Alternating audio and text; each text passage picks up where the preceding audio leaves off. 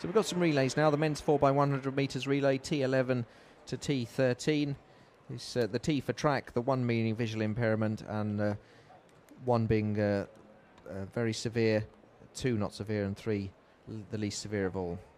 And it's the final. And there are just 4 lanes being used because there will be guide runners in action. So Azerbaijan in lane 1, Spain in lane 3, China in 6, and Russia in 7.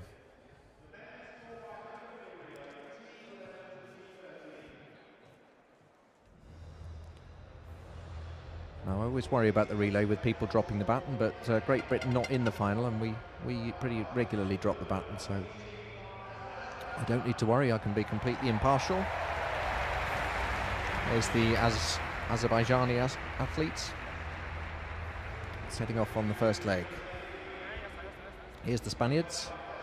Again, it's always the athlete with the number on, and the guide will have the bib on.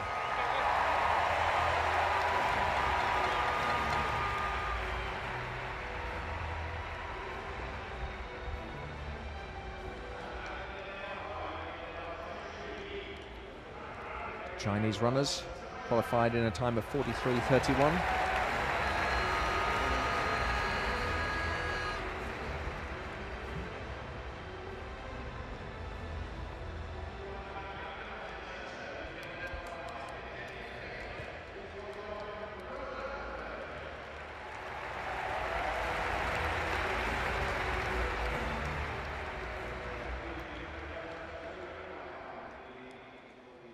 So traditionally the relays come at the end of the night, and they're always big crowd favourites, very exciting. 4x100, 4 runners, they each run 100 metres each, so it's a lap of the track with 4 people carrying the baton round. And as you can see, not all the competitors electing to have a guide runner.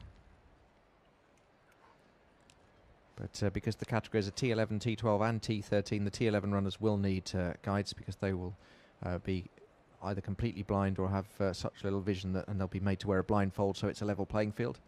The chap we're seeing there in lane 7, he'll be a T13 runner. He won't need to have a guide. He has enough vision to see where he's going. Set. So it's Azerbaijan on the inside lane, then it's Spain, then it's China. And on the outside lane, it's Russia. Good handover from the Chinese.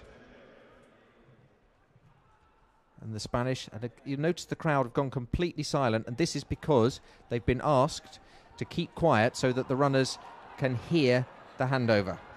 If you're thinking it's unnaturally quiet in the stadium, it's almost as though there's something wrong with your television. That's what's happened.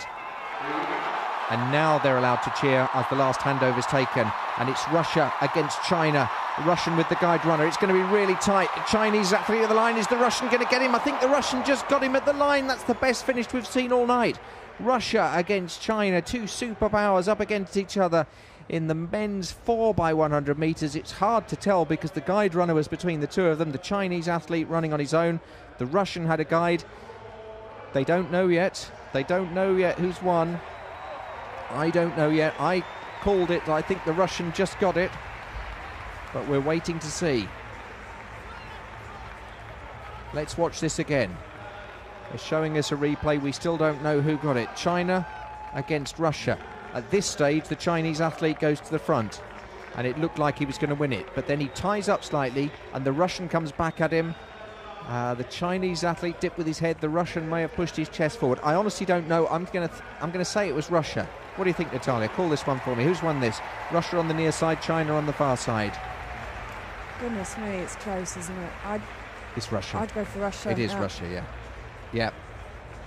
Yeah, the Russians got it by 0.02 of a second. Russia 42.66. And that's a great win for Russia. Exciting, aren't they, the relays? Yeah, they're great. We've got another one coming up as well. We have. And that was a really, really good finish. Russians, a couple of peas in a pod there with the white hair. Roland Stroud just had a question here. Yeah. do the guides need to be the same nationality as the athlete? Do you know, I asked Katerina that the other night, and she said no. Traditionally they are, but they don't have to be. Oh, that's interesting. It's like when the England football team had Sven-Göran Eriksson as a manager, and he was Swedish. You can have the best guide. You can pick who you want.